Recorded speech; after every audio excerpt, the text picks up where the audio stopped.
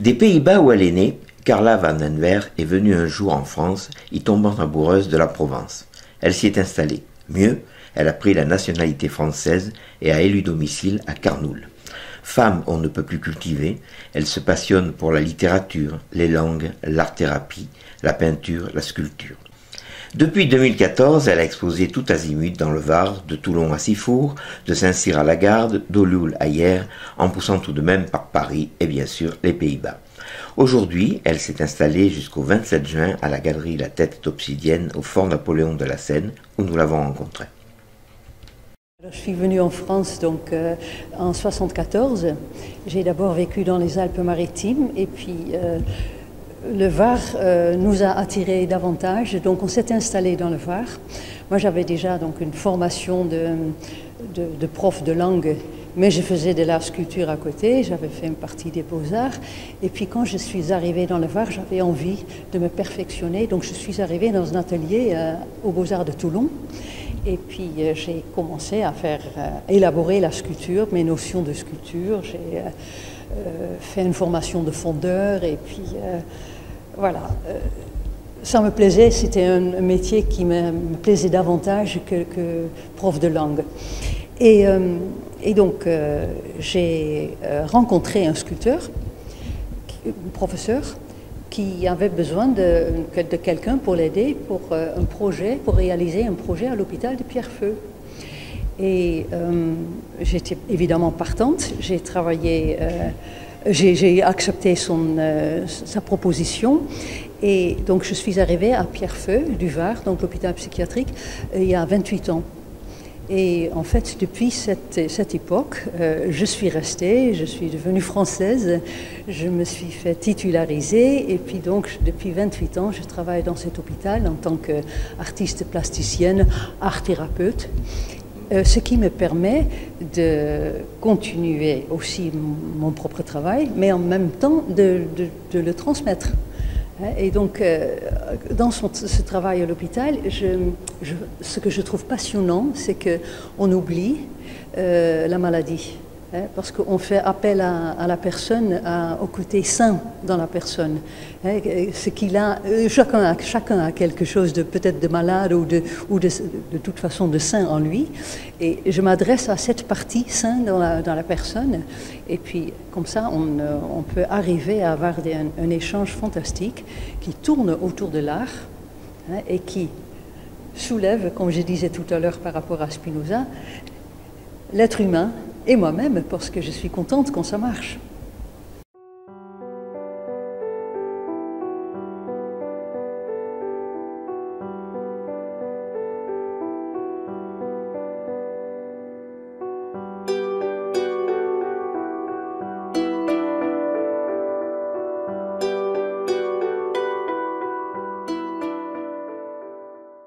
J'ai fait depuis quelques années déjà régulièrement un travail sur Spinoza, pas uniquement sur son portrait, mais aussi sur ses écrits. Et dans les peintures que vous verrez ici, il est régulièrement cité. Si je pense par exemple à un thème un peu joyeux, alors je pense à la joie spinoziste, qui dit la joie c'est une qualité de l'homme qui le soulève, qui le met sur un plan supérieur.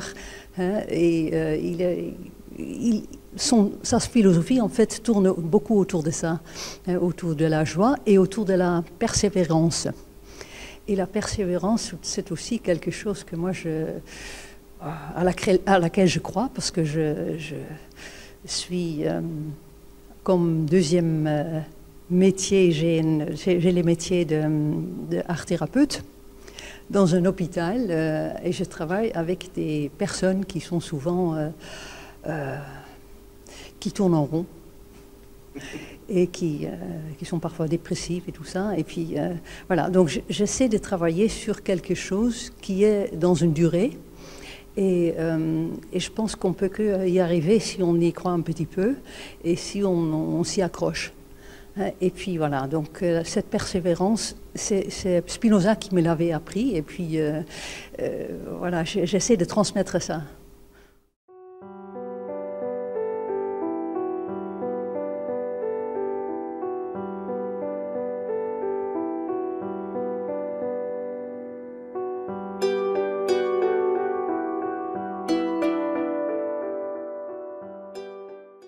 Alors, nous voilà devant vos œuvres. Cette fois, ce n'est pas de la sculpture, mais de la peinture. Et nous avons encore Spinoza. Alors, expliquez-moi un peu cette toile, parce que je crois qu'elle a une histoire aussi. Oui. Moi, donc, je disais tout à l'heure que l'écriture, pour moi, est très importante, et la pensée aussi. Et j'ai pris connaissance de Spinoza quand j'étais encore assez jeune, quand je partais le dimanche matin à la piscine pour apprendre à nager. Je pédalais et puis je passais devant une sculpture en bronze, une grande sculpture en bronze qui a été faite d'ailleurs par un sculpteur français, 19e siècle, qui s'appelle Hexamer. Et donc je voyais ce personnage assis sur une chaise avec une main comme contre sa tempe et une autre main qui tenait un livre. Et ça m'a intéressée parce que j'aime beaucoup la lecture moi aussi. Et voilà, donc cette sculpture était posée devant une maison que vous voyez là en deuxième couche, hein, parce que je travaille souvent en 2 couches.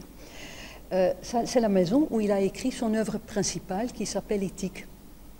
Donc j'ai pris quelques textes de l'Éthique, mais j'ai pris aussi quelques fragments des correspondances, parce qu'au XVIIe siècle, c'est ça que je trouve passionnant, au XVIIe siècle, les savants se rencontraient, s'écrivaient, et puis ils échangeaient beaucoup. Et on a donc gardé toute une partie de la correspondance de Spinoza avec des personnes importantes de l'époque. Donc j'ai pris quelques extraits là aussi.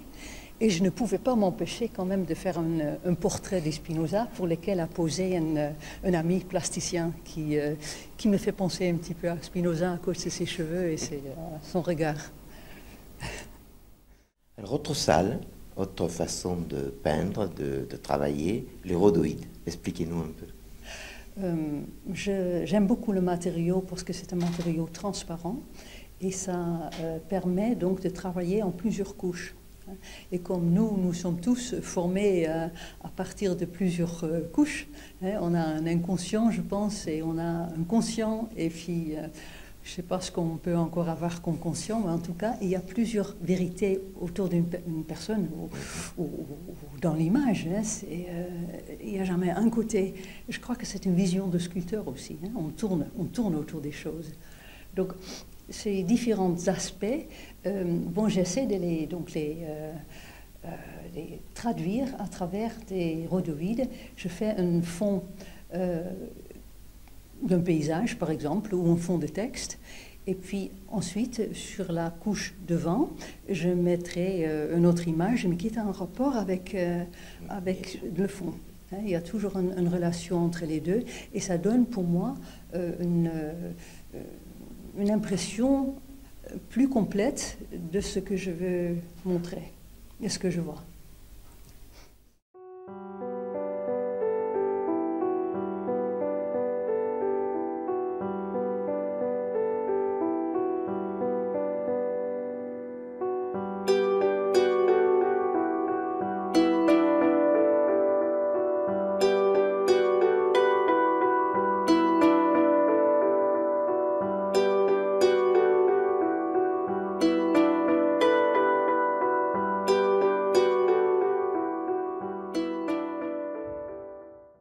J'aime travailler la terre en tant que jardinière, mais j'aime aussi travailler la terre de Salerne qui se trouve ici par terre et qui m'a servi pour réaliser en fait une idée que j'avais eue quand j'étais dans le désert de Judée en Israël.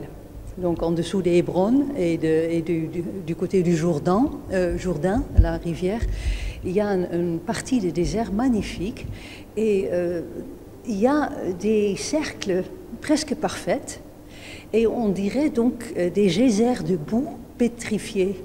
Hein, et c'est ça qui m'a fascinée. Quand j'ai vu ça, je me suis dit, je vais faire une installation de ça. Et donc elle est ici.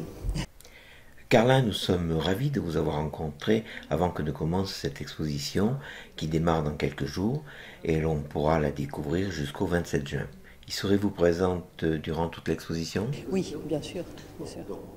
Donc le public pourra vous y rencontrer. Avec grand plaisir.